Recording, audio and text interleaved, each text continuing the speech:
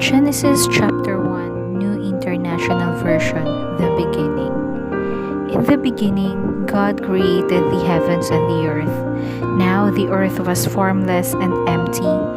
Darkness was over the surface of the deep, and the Spirit of God was hovering over the waters. And God said, "Let there be light," and there was light. God saw that the light was good, and He separated the light from the darkness.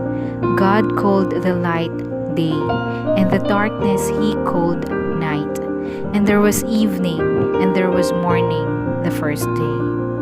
And God said, "Let there be a vault between the waters to separate water from water."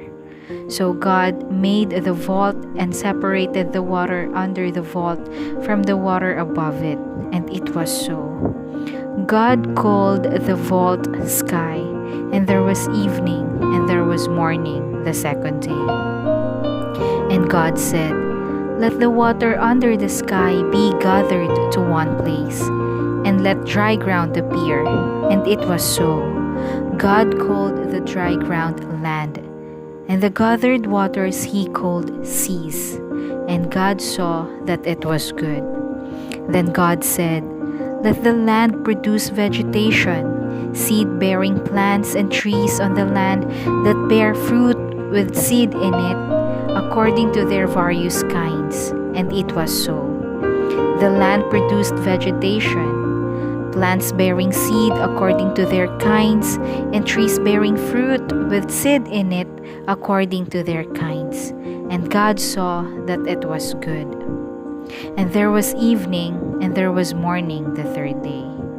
And God said, "Let there be lights in the vault of the sky to separate the day from the night, and let them serve as signs to mark sacred times, and days, and years, and let them be lights in the vault of the sky to give light on the earth."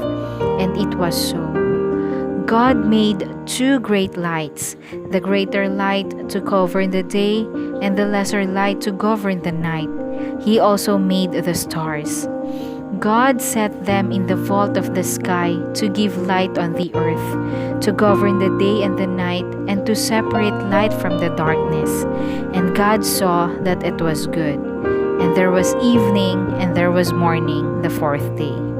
And God said, "Let the water teem with living creatures, and let birds fly above the earth across the vault of the sky."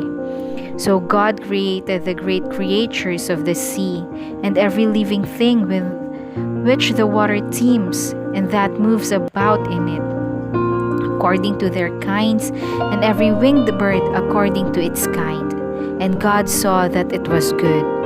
God blessed them, said, "Be fruitful and increase in number, and fill the water in the seas, and let the birds increase on the earth." And there was evening, and there was morning, the fifth day. And God said, "Let the land produce living creatures according to their kinds, the livestock, the creatures that move along the ground, and the wild animals, each according to its kind." And it was so. God made the wild animals according to their kinds, the livestock according to their kinds, and all the creatures that move along the ground according to their kinds. And God saw that it was good. Then God said, "Let us make mankind in our image, in our likeness, so that they may rule over the fish in the sea and the birds in the sky, over the livestock and all the wild animals, and over all the creatures that move along the ground." So God created mankind in His own image. In the image of God He created them. Male and female He created them. God blessed them and said to them, "Be fruitful and increase in number. Fill the earth and subdue it. Rule over the fish in the sea and the birds in the sky, and over every living creature that moves on the ground." Then God said, "I give you every seed-bearing plant on the face of the whole earth, and every tree that has fruit with seed in it. They will be yours for food. And to all the beasts of the earth, and all the birds in the sky, and to all the creatures that move along the ground, everything that has the breath of life in it. I give every green plant for food, and it was so. God saw all that He had made, and it was very good. And there was evening, and there was morning, the sixth day.